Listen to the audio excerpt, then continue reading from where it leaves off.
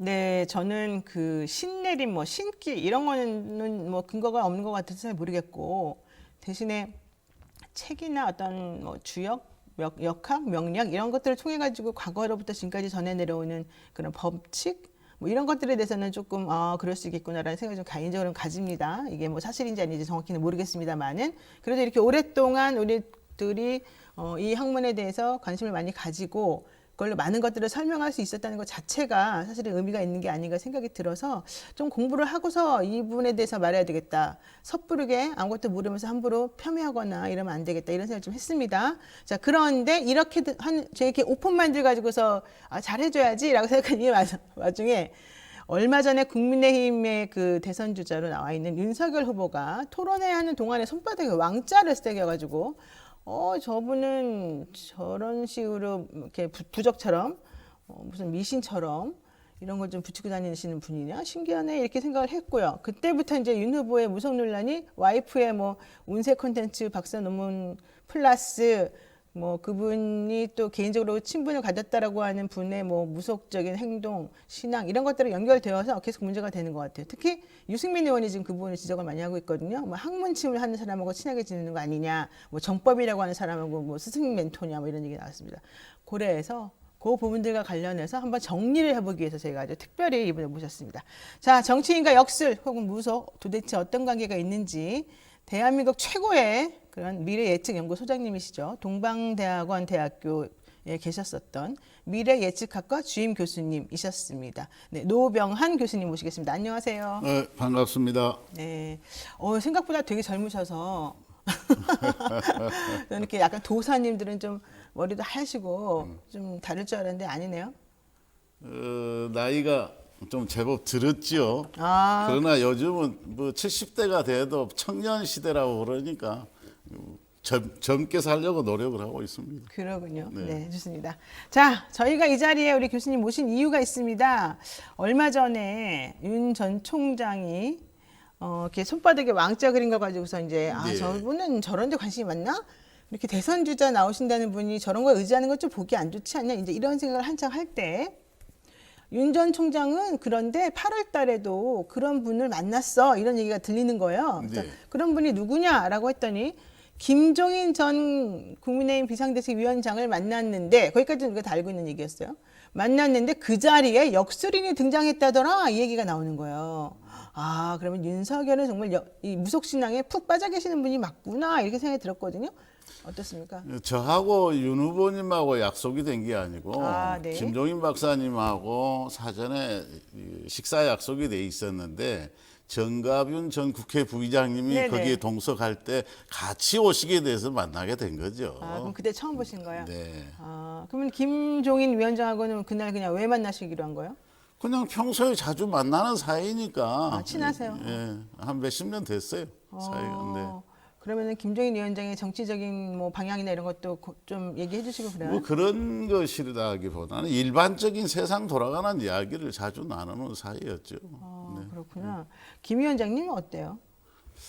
원래 그분은 동서양 학문을 그 막론하고 직관력이나 통찰력이 우수하신 분이고 통찰력. 또 할아버지의 영향을 많이 받으셨기 때문에 할아버지가 또 이런 주역 역학에 굉장히 조예가 권위자구나. 깊으셨던 분이셨어요. 네. 그래서 그런 영향이 좀 있으시지 않으셨나 이런 생각이 듭니다. 그러면은 김종인 비대위원장하고 정가윤 네. 의장하고 네. 그다음에 우리 교수님하고 네. 그다음 윤석열 총장하고 네 분이 식사를 했었다는 거잖아요. 네.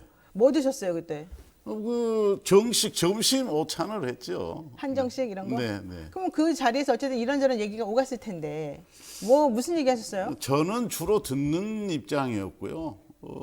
그때가 여러 가지로 그 정치적인 현황들이 많이 뒤엉켜 있었기 때문에 그런 부분에 대해서 세상에 이 풍자되고 있는 이야기들을 서로 교환하고 그런 자리였던 것 같습니다. 그때가 그 윤석열 총장이 막 이런저런 뭐 부인이나 장모 문제 관련해 가지고 좀 시끄럽고 뭐 줄리 뭐 이런 얘기 나오고 그래서 힘들어했을 때 전격적으로 국민의힘에 입당하고 난 다음 그렇습니다. 정도였죠. 네. 그러면은 이제 일단은 그 혼자서 광야에서 싸우다가 네. 이제는 국민의힘이라고는 울타리 안으로 들어간 거니까 네. 그렇게 되면 당신은 이제 기운이 바뀌었다. 당신은 이 사람들로부터 도움을 많이 받을 것이다. 네. 이제 이런 식으로 우리가 그분을 해석할 수가 있잖아요. 어떻게 그런데 조언해 주셨을까요? 그거는 그 당사자인 윤 후보님이 생각하시는 입장하고 또 다른 분이 생각하는 입장하고 좀 다른 시각 차이가 있었어요. 뭐 그때 예를 들면 당시. 뭐가 있었을까요? 그게 무슨 말인지.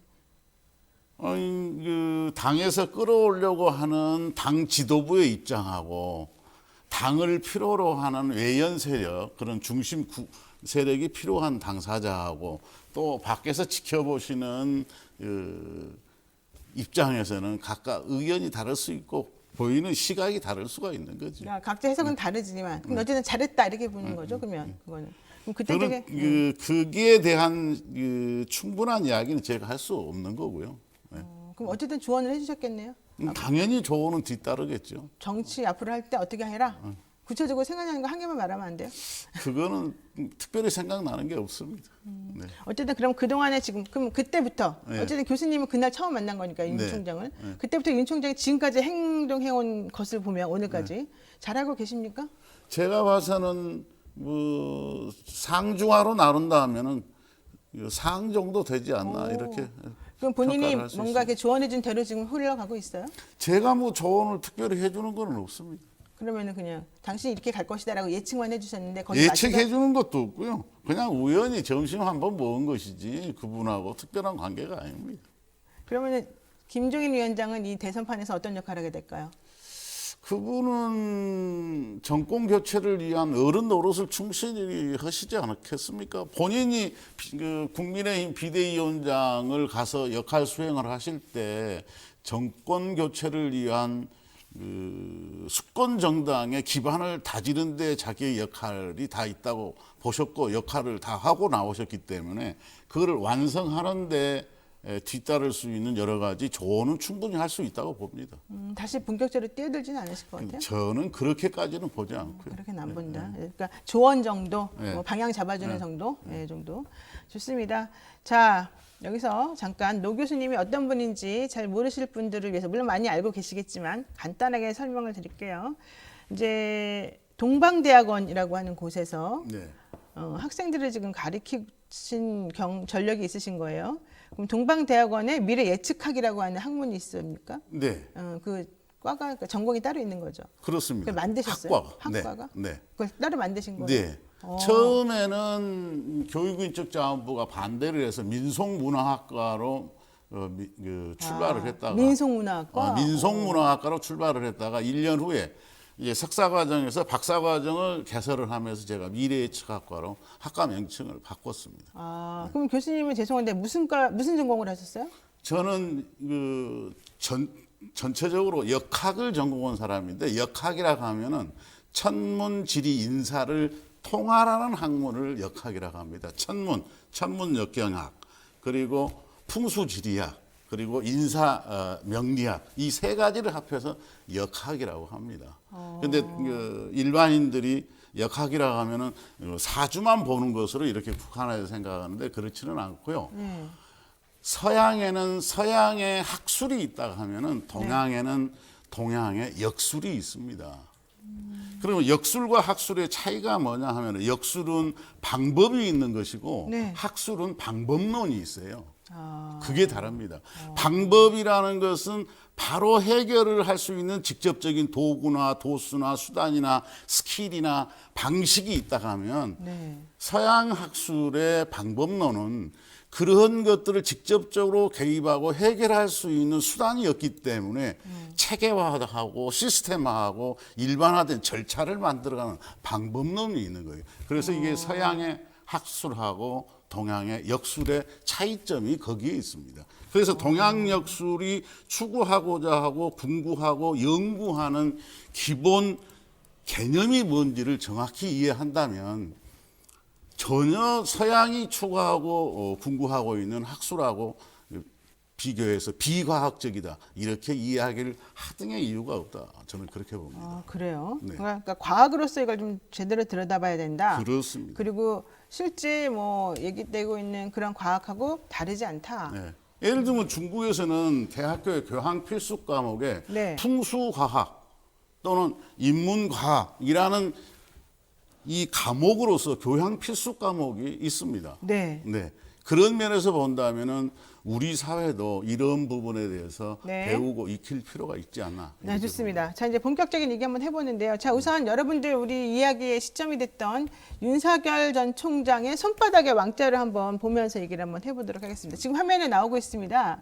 지금 왼쪽 손에 검정색 매직으로 쓴 글자인 것 같은데요. 저게 지금 왕자가 맞아요? 네, 맞습니다. 저 왕자는 본인이 썼다면 왕자의 획수가 이 손가락 쪽이 길지가 않고 밑에 쪽이 길어야 되는데 저 손가락 쪽의 획수가 길다는 것은 상대방이 써줬다는 거죠. 본인이 쓰면 이 아래쪽이 획수가 길어야 되는데 그러니까 본인이 쓴 거는 아니고 상대방 다른 분이 손을 내밀어 달라 해서 쓴 글씨가 분명합니다. 저게 남자가 썼을까요? 여자가 썼을까요? 그거는 알 수가 없는 거죠. 근데 할머니가 썼을까요? 좀 젊은 사람이 썼을까요? 할머니들이 쓴 것 같아요. 글씨 획수로 봐서. 저렇게 네. 딱딱 단정하게? 네. 좋습니다.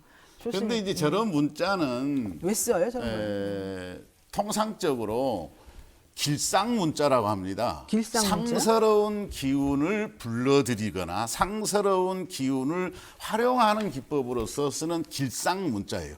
부적이 아니에요? 그냥 부적이 손에다 아니죠. 쓰는 거 부적? 아니죠. 길상 문자라고 그래요. 저런 길상 문자를 문양화하는 것을 우리는 그 길상 문이라고 그러고 네네. 길상 디자인이라고 길상 도안이라고 그러는데 상당히 많은 요즘 이 디자인 하시는 분들이 활용하는 기법 중에 하나입니다.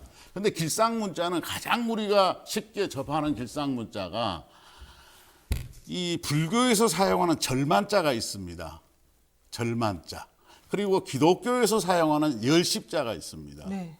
그러면 이 두 문자는 옛날 인도의 고전어인 버머, 산스크리트어에서 사용하는 문자입니다. 열십자나 절만자가. 네. 그게 그 상스러운 기운을 불러들이는 것을 상징하는 길상 문자 중에 하나입니다. 그러니까 뭔가 좀 앞으로 네. 나가서 좋은 기운을 받아와라 이렇게 하는 맞죠. 의미에서. 동원하기 위해서.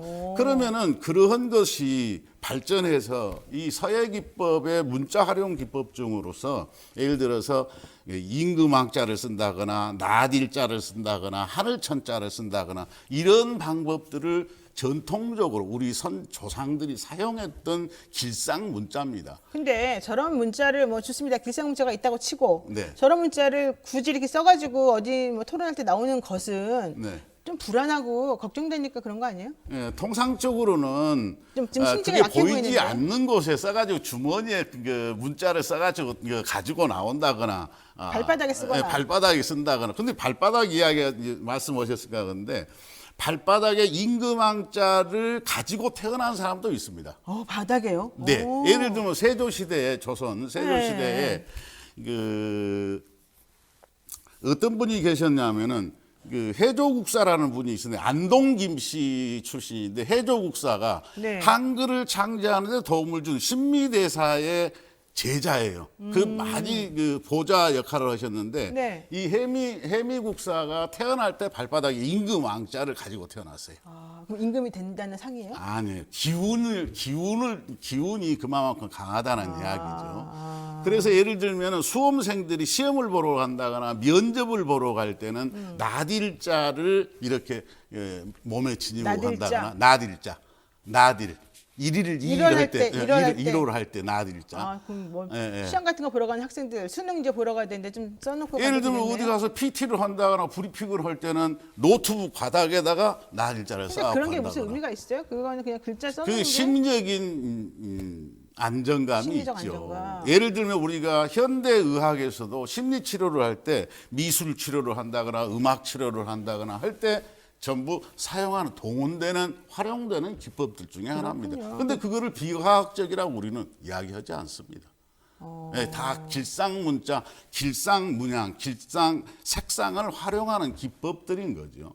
그런데 아무래도 기독교나 이런 쪽에서는 저런 식으로 하는 거 좀 싫어하잖아요. 아니 좀 전에 제가 말씀드렸던 불가에서 사용하는 절만자나 크리스찬들이 사용하는 열십자도 똑같은 인도의 고전어 산스크리트에서 차용해온 길상 문자이기 때문에 똑같은 개념으로 이해하는 게 맞다. 어쨌든 윤 후보는 윤석열 총장은 이런 쪽에 별로 거부감 없이 네. 이런 거에 대해서 되게 스스로 그냥 잘 받아들이고 조화를 이루는 이런 거 관련된 사람인 것 같아요. 네, 제가 봐서는 그렇습니다. 왜 그러냐면 우리 조상들이 섬겨오고 중시했던 민속신앙의 개념을 거부감 없이 터부시하지 않고 스스럼 없이 받아들인다는 것은 그 나쁜 버릇이 아니고 좋은 습성이다. 저는 그렇게 생각합니다. 그런데 왜 뭐 이거 한두 번은 그럴 수 있겠지만 왜 매번 중요 자리에 이렇게 써가지고 사람들한테 보여주면서 그렇게까지 나올까요? 우리 그 화면 한번 준비되어 있는 거 있나요? 그거는 정치에 입문해서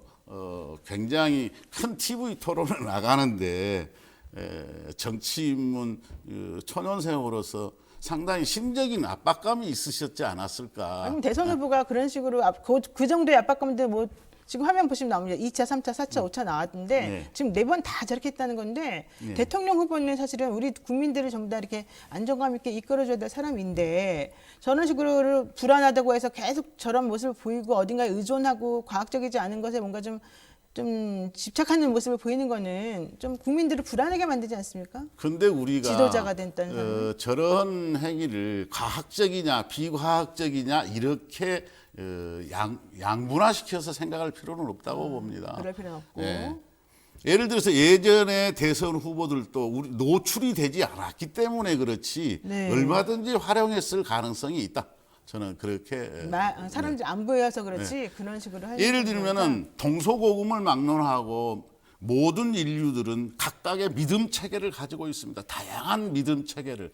그 믿음 체계가 형식화되고 제도화됐느냐, 제도화되지 않았느냐의 차이일 뿐이지 수많은 종류 유형의 믿음 체계가 있습니다. 네. 대한민국의 헌법 제20조 1항에도 보면 대한민국의 모든 국민은 종교의 자유를 갖는다. 그 말은 모든 국민들은 믿음 체계를 다양하게 가질 수 있다라는 것을 보장하고 있기 때문에 비과학적인 요소든 과학적인 요소든 제도화됐든 제도화되지 않았든 그런 믿음 체계를 각각이 갖고 있는 것에 대한 어떤 폄훼를 한다거나 비아냥거리의 소재로 삼는 것은 바른 자세가 아니다. 저는 그렇게 봅니다.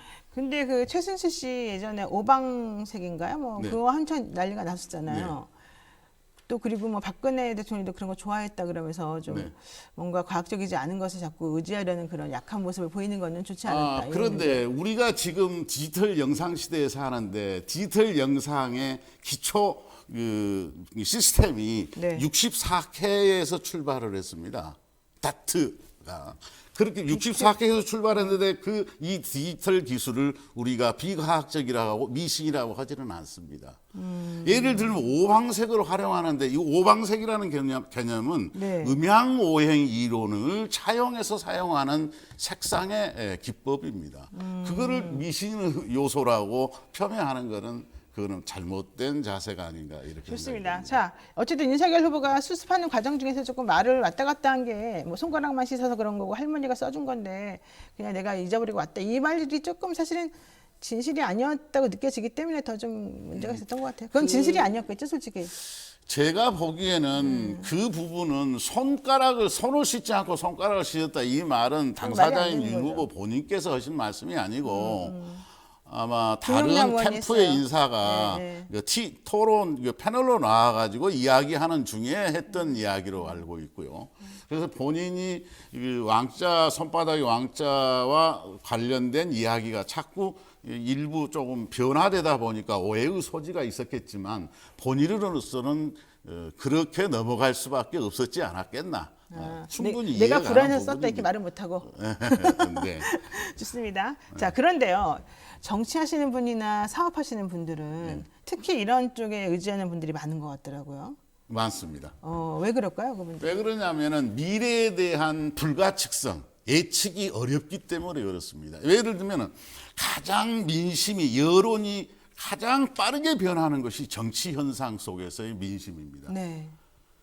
언제 어떻게 변할 줄을 모르기 때문에 예측이 불가능한 거예요.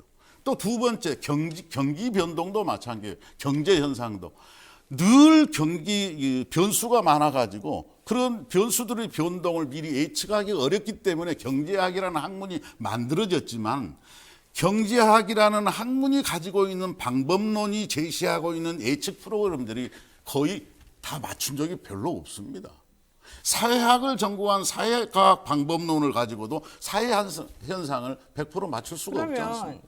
그러면 교수님이 그때 윤 전 총장을 처음 만났을 때 같이 네. 식사를 하셨는데 네. 호식이 어떠세요? 아, 이 사람은 이런 거 필요 없이 그냥 혼자 잘할 사람 내지는 좀 이런 걸 좀 필요로 하면서 뭔가 옆에서 누가 도와주면 더 잘할 사람 뭐 이런 게 있지 않아요? 어떤 과거나 현재나 또는 다음 미래나 어떤 대선 후보가 됐든지 자기 혼자의 역량으로 모든 것을 성취할 수 있는 사람은 극히 드물다고 봅니다.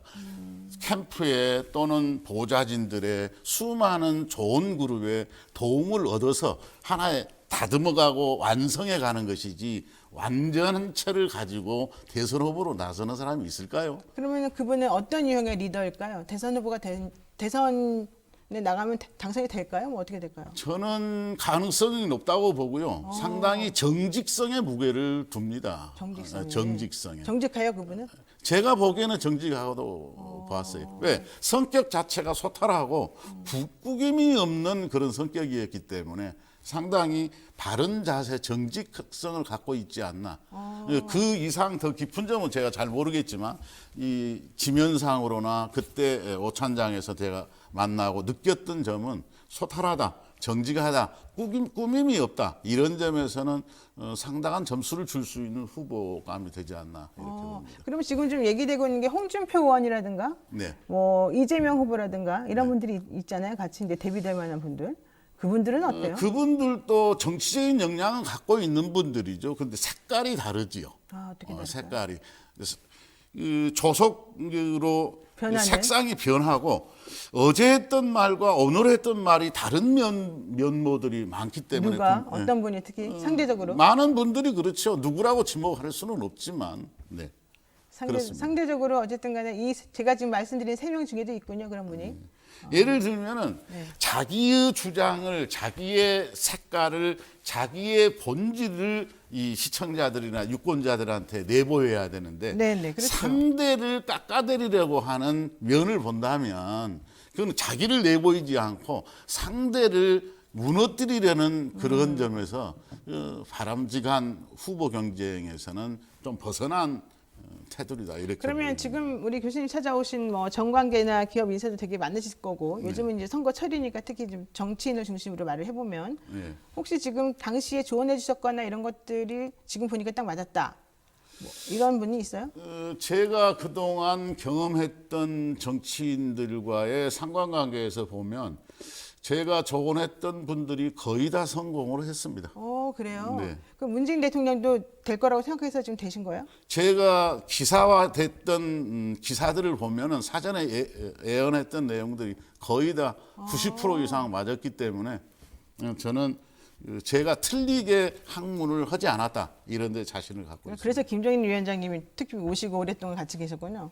그런 면이 아니고 그냥 개인적인 사적인 친분 관계죠. 그럼 박근혜 전 대통령의 그런 뭐 말로 이런 건 예상하셨습니까? 이런 것도? 그것도 사전에 국회에서 탄핵 동의가 가결이 될 것이고 3월 10일 2017년 3월 10일 만장일치 헌법재판소에서 인용 가결될 것을 미리 예측해서 기사화되어서 다 있습니다. 그렇군요. 네. 그럼 좋아요. 지금 시간 없으니까 그냥 직접 여쭙겠습니다. 이낙연, 이재명, 홍준표, 윤석열 4명이 있다고 쳐요. 네. 올해 내년 3월에 운이 제일 좋을 사람이 누굽니까? 내년 3월에. 저는 운이 가장 좋은 사람이라고 본다면 운은 항상 변하는 것이고요. 하지만 내년 3월 그 시점에는 3월에는 그래도 내년 3월 대통령 선거는 매화 대선입니다. 매화꽃이 활짝 피었을 때. 그래서 저는 매화 대선이라고 붙였는데 이 매화 대선에서는 봄 기운이 유리한 후보가 당선될 것이다. 그러면 봄에 태어나야 돼요? 아닙니다. 그럼 어떻게 돼요? 원래 역학에서는 채용 관계이기 때문에 봄에 태어난 사람은 봄에 불리합니다. 그래요? 예. 그러면 봄 기운이 좋아야 된다는 건 누구? 봄에 태어나면은 봄이 본인의 주체 세력이 되기 때문에 본인이 그러면 비근급제가 경쟁자가 많아지는데 도움이 될 그럼 리가 겨울에 없죠. 태어나야 돼요? 언제? 그러니까 어떤 사람이 봄이 아닌 사람이 유리하겠죠. 봄에 안 태어난 나머지에 태어난 사람? 네. 그 중에서도 또 이제 우열이 다르기 그러니까 때문에 그 중에서 지금 누가 제일 그래도 그거는 말할 수가 없습니다. 좋습니다. 네. 자, 그리고요. 그러면은 정말 역술이나 학문, 운세 이런 게 다 사주 이런 것들이 전부 다 예측 가능한 것이고 충분히 우리가 공부할 만한 것이다 이렇게 보시는 거예요. 당연히 그렇습니다. 수천 년의 역사를 가진 이 학문도 일부분 수정을 가하고 일부분 가감을 해야 할 필요가 있지만 시대가 변하기 때문에 궁극적인 이론의 기본 틀은 변하지 않고 그대로 생생히 생명력을 가지고 가고 있습니다. 이재명 지사는 어떨 것 같아요? 상당히 어려움이 많을 것으로 어려움 봅니다. 많다. 네. 이미 제가 예언을 하고 기사 인터뷰를 이번 그 명절 기간에도 인터뷰를 몇 군데 이번 추석 했었는데 연휴 때. 예, 네. 그 상당히 어려움이 방해물이 많이 등장을 해서 어려움에 헤쳐나가집니까? 헤쳐 못 나갑니다. 어렵다는 것은 헤쳐나가기가 힘들지 않겠나 이렇게 보여요. 저는 어때요, 저? 우리 노영희 변호사님이 저는 삼자라 그래서 제가 걱정이 상이 있습니다. 좋으셔서 앞으로 뭐 큰일을 하시겠죠. 예, 뭔가 뭐 망신 쌀퍼치거나 이러진 않을까요? 네, 그렇습니다. 아유, 고맙습니다. 아유, 말씀 훈훈하게 마무리가 되니까 더 좋네요. 네, 지금 여러분께서는요, 노영의 뉴스 인사이다 노병한 미래예측연구소장과 함께하는 시간을 보셨는데요. 혹시 뭐 이거 말고 미진하거나 더 궁금한 게 있으시면은 문자나 이런 거 주시면 제가 전달을 해드리도록 하겠습니다. 오늘 교수님한테 많이들 얘기하셨습니다. 와, 신기하네요. 그런 식으로도 우리가 해석을 할 수가 있겠군요. 이런 얘기하시는 분도 있고요. 자, 뭐 이 사람도 된다, 저 사람도 된다, 다 된다 이렇게 말하는 거 아닙니까? 뭐 이렇게 얘기하시는 분도 계시고요. 그다음에 정말 재밌네요. 이렇게 얘기하는 것도 있고요. 좋습니다. 돗자리 깔아서 우리 같이 얘기합시다. 뭐 이런 사람도 있습니다. 네, 정말로 제가 저는 개인적으로 계속 말씀드리지만 이 사주 명리에 관심이 많기 때문에 개인적으로 한번 또 자주 모시고 싶은 마음이 듭니다. 네, 고맙습니다. 고맙습니다.